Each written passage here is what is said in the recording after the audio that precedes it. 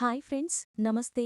ఈరోజు స్టోరీ చాలా ఇంట్రెస్టింగ్గా ఉండిపోతుంది. ప్లీజ్ సబ్స్క్రైబ్ చేసి లైక్ చేయండి ప్లీజ్. ఇంకా స్టోరీలోకి వెళ్తే శ్రీతన్ చైత్రకి ఫోన్ చేస్తాడు. ఇక చైత్ర కాల్ లిఫ్ట్ చేసి, రోమియో, నేనిప్పుడు మాట్లాడే పరిస్థితిలో లేను, తర్వాత ఫోన్ చేస్తాను అని చెప్తుంది చైత్ర.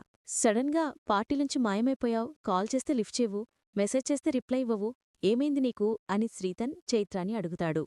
ఏదో అయ్యిందిలే, కాని నీకిప్పుడు అవన్నీ వివరంగా చెప్పలేను. సింగిల్ లైన్లో చెప్పాలంటే మా అమ్మ కోసం వచ్చేశాను అని చెప్తుంది చైత్ర. ఆంటీకేమైంది? ఇప్పుడెలా ఉంది? అనడుగుతాడు శ్రీతన్. అంతా బాగానే ఉంది, మనం తర్వాత మాట్లాడుకుందాం. నేను కాసేపు మా అమ్మ దగ్గరే ఉండాలి అంటుంది. ఎప్పుడు కలుద్దామంటాడు? రేపు కలుద్దామంటుంది. ఎక్కడికి రావాలో మార్నింగ్ మెసేజ్ చేస్తాను, తప్పకుండా రావాలి. మిస్టయ్యావంటే మాత్రం నీ 2 జడలు ఊడిపోతాయి అని అంటాడు. వస్తాలేవయ్యా, వదిలేయొచ్చు కదా అని అంటుంది. సరి, మా అత్తయ్యగాని జాగ్రత్తగా చూసుకో అంటాడు. చూసుకుంటాలే, ఉంటా అని ఫోన్ పెట్టేస్తుంది చైత్ర. ఇంకా శశికాంత్ సునంద దగ్గరికి వస్తాడు. సునందా, సునందా అని పిలుస్తాడు శశికాంత్. కాని సునంద పలకకుండా ముఖం తిప్పుకుంటుంది. నీకు నా మీద కోపం ఉంది, నీ కోపంలో న్యాయం ఉంది, ఎందుకంటే నీ స్థానంలో నేను ఉన్నా అర్థం చేసుకోగలను అని శశికాంత్ అంటాడు. దయచేసి మీ స్థానంలో నన్ను పెట్టి అంత నీచస్థితికి నన్ను దిగుజార్చకండి అని సునంద అంటుంది. నా ఉద్దేశం అది కాదు సునందా అని శశికాంత్ చెప్తూ ఉంటే, మీ ఉద్దేశాలతో నాకు పనిలేదు అని చెప్తుంది. నేనేం చెప్పినా నువ్వు నమ్మవని నాకర్థమైంది అని అంటాడు. కళ్ళారా చూశాను కదా, చెవులతో ఏమిన్నా నమ్మలేను అని చెప్తుంది. పోనీ నేనేం చేస్తే నమ్ముతావో అదైనా చెప్పు అని అంటాడు. నమ్మకం ప్రాణంలాంటిది, పోతే రాదు, పోయిందే రాదు అని అంటుంది. నేన్నీకు దోహం చేయలేదు అని శశికాంత్ అంటాడు. పూర్ణిమని కలిశారు, మాట్లాడారు, దానింటికి వెళ్లారు, ఇంకా ద్రోహం చేయకపోవడానికి ఇంక ఏం మిగిలింది అని అడుగుతుంది. అవును, పూర్ణిమ కనిపించిన వెంటనే నేన్నీకు చెప్పుండాల్సింది అని శశికాంత్ అంటే, ఎవర్మీరా? ఇప్పుడు కూడా పూర్ణిమ ఇంటికొచ్చింది కాబట్టి మీ భాగవతం బయటపడింది, కాని లేదంటే మరో 20 ఏళ్లైనా ఇలాగే సాగేది అని సునంద అంటుంది. నేను మరీ అంత నీచుణ్ణి కాను సునందా అని శశికాంత్ చెప్తాడు. మీలో ఉత్తముడు ఏనాడో చనిపోయాడు అంటుంది. నేను ఏ తప్పు చేయలేదు అని అంటాడు. ఆ మాట మీరు ఎలా అనగలుగుతున్నారు? కొంచెమైనా మీకు మనస్సాక్షనేది ఉందా? పిల్లలున్నారు, కోడళ్లున్నారు, వాళ్లకి తెలిస్తే ఎంత నీచంగా చూస్తారు. అదేమీ లేకుండా మీరేమో ఆవిడింటికి వెళ్లారు, ఆవిడేమో మీ ఇంటికి వచ్చింది.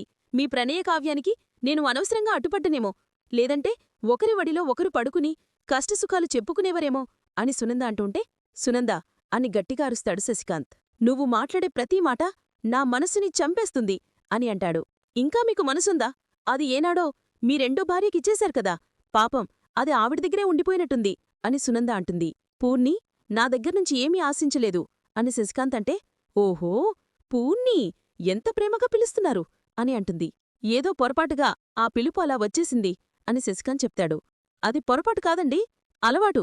ఆవిడ ఇంటికి ఒక్కసారి వెళ్లారో లేక ప్రతిరోజూ ఆవిడింటినుంచి వస్తున్నారో నాకు అర్థమైంది, మీరింక వెళ్ళొచ్చు అని సునంద అంటుంది.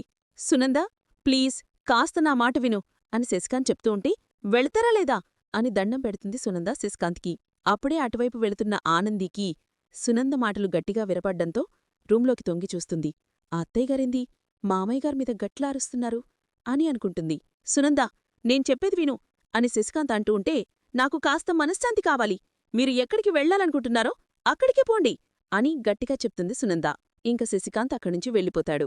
అక్కడే ఉన్న ఆనంది ఇలా అనుకుంటుంది. అత్తయ్యగారికి మామయ్యగారికి ఎందుకు ఇంత గొడవయ్యింది? ఆఫీస్లో జరిగిన ప్రాబ్లం గురించా? ముంగట అదేందో తెలుసుకోవాలి అని శశికాంత్ దగ్గరికి వెళుతుంది ఆనంది. మామయ్యగారు అని పిలుస్తుంది. ఏంటమ్మా అనడుగుతాడు శశికాంత్. మామయ్యగారు, ఇది పరిష్కరించుకునే సమస్యే కదా, ఎందుకు ఇంత బాధపడుతున్నారు అని అడుగుతుంది. ఇంకా శశికాంత్ ఆశ్చర్యంగా చూస్తూ, పూర్ణిమ గురించి ఆనందికి తెలుసా అని మనసులో అనుకుంటాడు. మీకే మామయ్యగారు చెప్పేది అని అంటుంది. నేను ఇలా ఎందుకు ఉన్నానో నీకు తెలుసా అమ్మా అనడుగుతాడు. తెలుసు మామయ్యగారు అంటుంది. ఎలా తెలుసమ్మా అనడుగుతాడు. ఆదిత్యగారు చెప్పారు అని చెప్తుంది. భార్య కదా, అందుకని చెప్పేసుంటాడు అని శశికాంత్ మనసులో అనుకుంటాడు. ఏం మాట్లాడరేంటి మామయ్యగారు అని అడుగుతుంది ఆనంది. ఏం మాట్లాడమంటావమ్మా? మీ అత్తయ్యగారు అపార్థం చేసుకున్నారు అని చెప్తాడు. ఈరోజు కొత్తేం కాదు కదా, ఇంతకుముందు జరిగింది. తట్టుకున్నారు, నిలబడ్డారు, ఈసారి కూడా అలాగే తట్టుకోవాలి, నిలబడాలి అని ఆనంది చెప్తుంది. ఆ, ఎంత మంచి మాట చెప్పావమ్మా. ఆదిత్య నీకు మొత్తం చెప్పాడని నాకర్థమైంది అని అంటాడు. అవును మావయ్యగారు, మీరు కూడా అత్తయ్యగారికి అర్థమయ్యేలాగా చెప్పండి.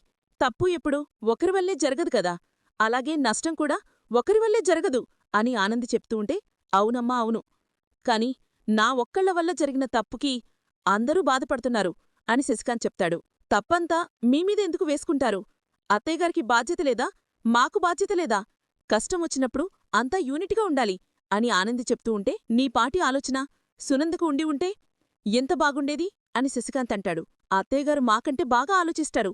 కాని ఈ విషయంలో ఎందుకు ఆలోచించలేకపోతున్నారో నాకు అర్థం కావటంలేదు. అసలు సమస్య ఎక్కడ వచ్చింది మామయ్యగారు అని అడుగుతుంది ఆనంది. అప్పుడే అటువైపుగా వెళుతున్న ఆదిత్య వీళ్ళిద్దరూ మాట్లాడుకోవడం చూస్తాడు. అదేంటి, అమ్మ ఆదిత్య చెప్పాడన్నావ్? అవును మామయ్యగారు, ఆదిత్యగారు చెప్పారు. మరి దీనికి ముగింపేంటి అని అడుగుతుంది. ఇంకా ఆదిత్య చూస్తూంటాడు కదా, ఇలా అనుకుంటాడు, నేను ఆనందికి చెప్పలేదే అని. ఏమోనమ్మా, తనని తీసుకొచ్చి మీ అత్తయ్యగారి దగ్గర నిజం చెప్పించడమే అని శశికాంత్ చెప్తూ ఉంటే, ఎవర్ని మామయ్యగారు అని అడుగుతుంది ఆనంది. అదేనమ్మా, నా రెండో భార్య అని శశికాంత్ చెప్పేలోపల ఆదిత్య అడ్డు వచ్చి, రెండో ఫ్యాక్టరీకి సంబంధించిన ఆడిటర్ని అని అంటాడు. ఆడిటరేంటి? రా ఆనంది, మాట్లాడేది వేరేదాని గురించి అని శశికాంత్ అంటాడు. వేరేదాని గురించేంటి మామయ్యగారు? నేను మాట్లాడేది ఆఫీస్లో జరిగిన గొడవ గురించి అని చెప్తుంది. ఇంక శశికాంత్ సైలెంట్గా ఉండిపోతాడు. నానా, అర్థమైందా అని అడుగుతాడు ఆదిత్య. ఆదిత్యగారేదో ఆఫీస్లో ప్రాబ్లం అయ్యిందని చెప్పారు అని చెప్తుంది. ఇంకా నయం, అనవసరంగా నిజం చెప్పేయలేడు అని శశికాంత్ మనసులో అనుకుంటాడు. ఆనంది, ఈ ఆఫీస్ ప్రాబ్లం గురించి మనం తర్వాత డిస్కషన్ చేసుకుందామా అని ఆదిత్య ఆనందికి చెప్తాడు.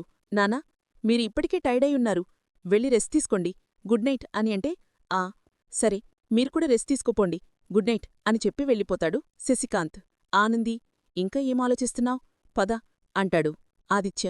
కాని ఆనంది మటుకు, మావయ్యగారు దేని గురించన్నారు? అసలు వేరే ఇంకేమన్నా ఉందా అని అనుకుంటుంది. ఇంక జ్యోతి ఆలోచిస్తూ కూర్చునుంటుంది.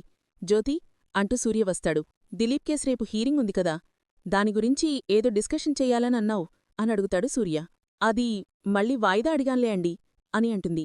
ఎందుకని అని అడుగుతాడు సూర్య.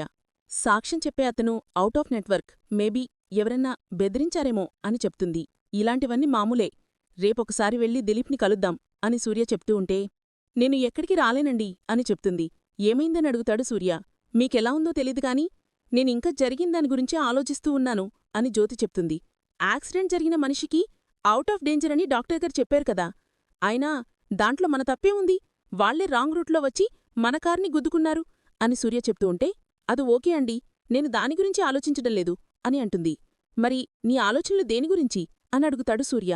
కుట్టికోసం అని చెప్తుంది. కుట్టికేమైంది? ఇప్పుడు బానే ఉంది కదా అని అడుగుతాడు సూర్య. ఏదో విషయంలో కుట్టి టెన్షన్ పడుతున్నట్టు ఉంది అని చెప్తుంది. నీకెందుకు అనుమానం వచ్చింది అని అంటాడు సూర్య. నిన్న బర్త్డే ఫంక్షన్లో కుట్టిని మీరు గమనించారా? ఆదిత్య వెళ్ళిపోయేంతవరకు కుట్టి టెన్షన్ పడుతూనే ఉంది. మళ్ళీ చైతన్య ఫోటో ఓపెన్ చేస్తానన్నప్పుడు కూడా అంతే టెన్షన్ పడింది అని జ్యోతి చెప్తుంది. దాంట్లో ఫోటోసన్నీ బ్లార్ చేసి ఉన్నాయి కదా అని సూర్య అంటే, దాంట్లో ఏముందో కుట్టికి ముందుగానే తెలిసినట్టుగా అనిపిస్తుందండి అని జ్యోతి అంటుంది. అనుకున్నది లేనప్పుడే కదా టెన్షన్ పడాలి అని సూర్య అంటే, కాని కుట్టి అప్పుడే రిలాక్స్ అయ్యింది. అది చూడ్డానికి ఎలా ఉందంటే, ఇది బాగానే లేదు కదా, హమ్మయ్యా అన్నట్టుగా ఉంది అని చెప్తుంది. జ్యోతి, నువ్వు అనవసరంగా ఆలోచిస్తున్నావేమో అని సూర్య అంటే, అదేంటండి అని అంటుంది. కుట్టిలాంటి ఒక తెలివైన అమ్మాయి ఊరికే ఎందుకు టెన్షన్ పడుతుంది? ఇంకా ఓ రకంగా చెప్పాలంటే, తను నీ విషయంలో భయపడింది అని సూర్య చెప్తాడు. నేను ఆ విషయంలో భయపడ్డానండి. తన పుట్టినరోజు పూట ఏడిపించాను. కాని సింహాద్రిగారు పద్మమ్మగూడా దేనికో బాధపడుతున్నారండి అని చెప్తుంది.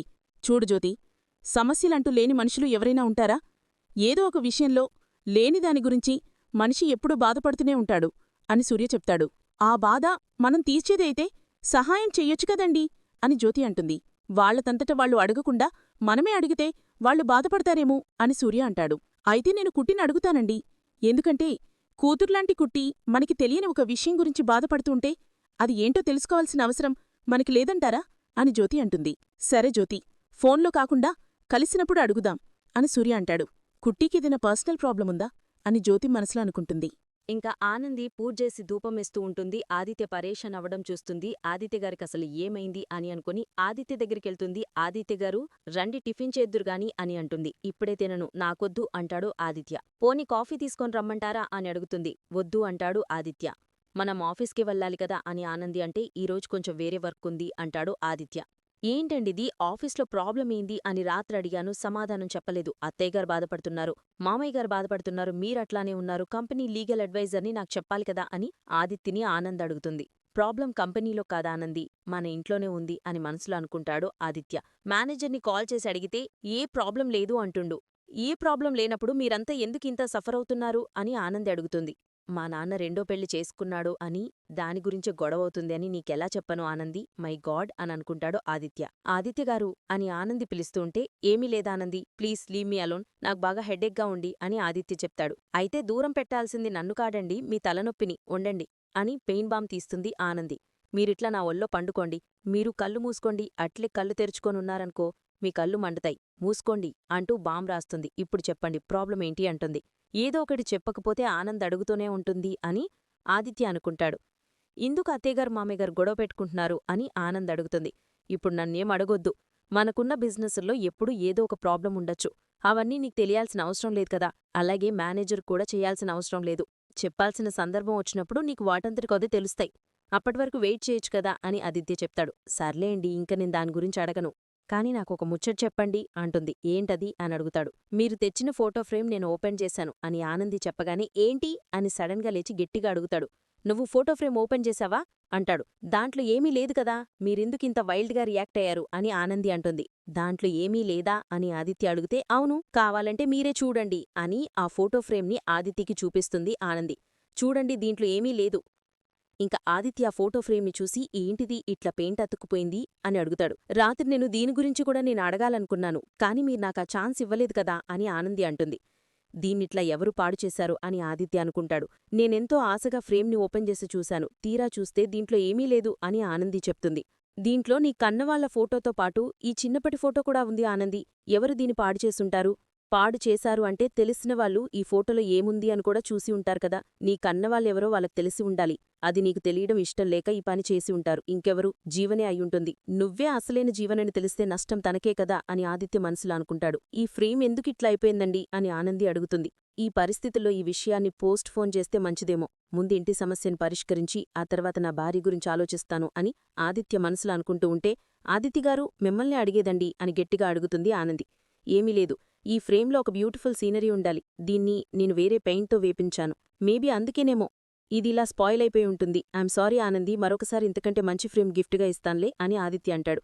అది కాదండి అని ఆనంది అంటూ ఉంటే, ఆనంది ప్లీజ్, అసలే హెడ్ఏక్తో ఉన్నాను, ఇవన్నీ అడగడం అవసరమా, వదిలేయచ్చు కదా అని అంటే ఆనంది ఫీలవుతూ ఉంటుంది.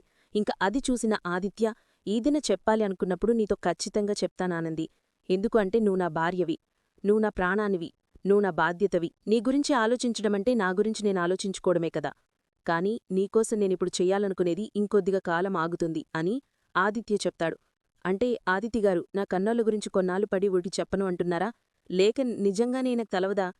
గట్లని సూటిగా అడగలేను, ఇంకా ఈ ముచ్చట ఈడితో విడిచిపెట్టేస్తేనే మంచిది అని ఆనంది సంతోషపడి, సరే సరే, ముంగట మీరు పండుకోండి, తలనొప్పి పూర్తిగా తగ్గలేదు కదా, రండి పండుకోండి, రండి పండుకోండి అని తలకి మసాజ్ చేస్తుంది ఆనంది.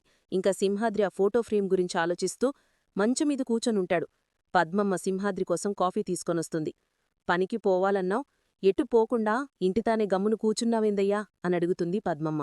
ఏం చెప్పవంటావే, గప్పుడప్పుడు నువ్వు ఒక మాట అంటావు చూడు, మన బిడ్డ బతుకుల్ల ఆనందం మందారం చెట్టుకి పూసిన పువ్వులాంటిదని, మందారం పువ్వు కూడా అంతేనే, పొద్దుగాల గిట్ల నవ్వుతూ ఉన్నట్టుంటది, గెట్టిని ఎండ కాసిందంటే వాలిపోతది అని సింహాద్రి చెప్తాడు.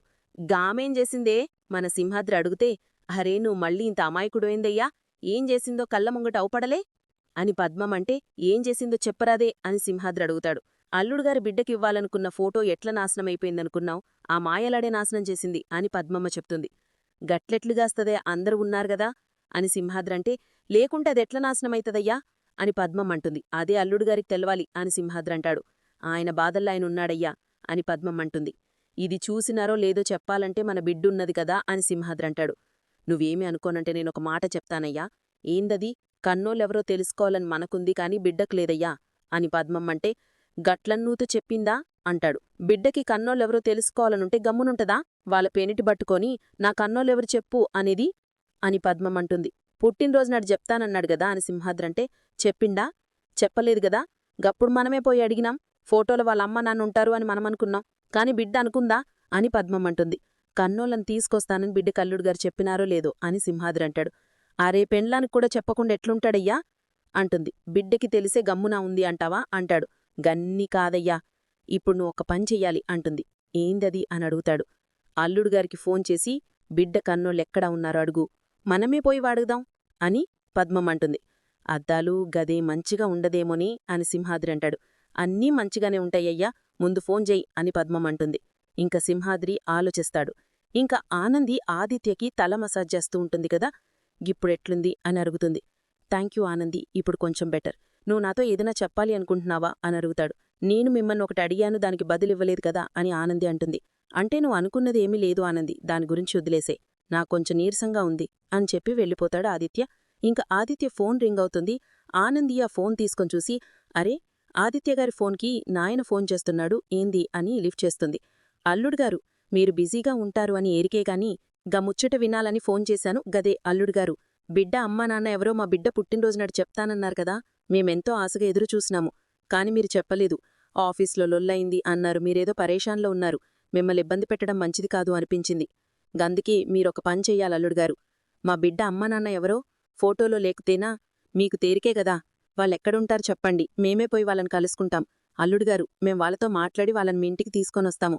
మీరు మాతో ఏందో చెప్పిండండి సర్ప్రైజ్ ఇస్తానన్నారు కదా, గదే గా సర్ప్రైజ్ ఏదో ఏమిస్తామయ్యా గదయా, మా బిడ్డ మా కండ్ల ముందర వెలుగు చూడాలి. అందరు మా బిడ్డ అనాథ లెక్క చూడొద్దు, గానికి కన్నోళ్ళుండాలి. వాళ్ళ ప్రేమ కూడా మా బిడ్డకుండాలి. అల్లుడుగారు, ఈ ఒక్క పాలి సహాయం చేయండి అల్లుడుగారు, వాళ్ళెవరో చెప్పండి అని సింహాద్రి అడుగుతుంటే, అయ్యో ఇప్పుడు నేనేం చెప్పాలి అనేని వింటున్నాను అని అనుకుంటుంది.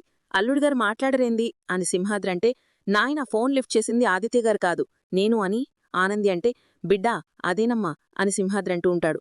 నాయనా నాకు సమజేంది మీ మాటలన్నీ, నేను ఆదిత్యగారికి చెప్తాను అని కోపంగా ఫోన్ పెట్టేస్తుంది ఆనంది. ఇంక సింహం బిడ్డా అంటాడు. ఎంత పని చేసావు పద్దాలు, అల్లుడుగారికి ఫోన్ చేయమన్నావు చేశాను. అల్లుడుగారు అనుకోని నేనంతా మాట్లాడాను, కాని చెప్పిందంతా మన బిడ్డ వినింది.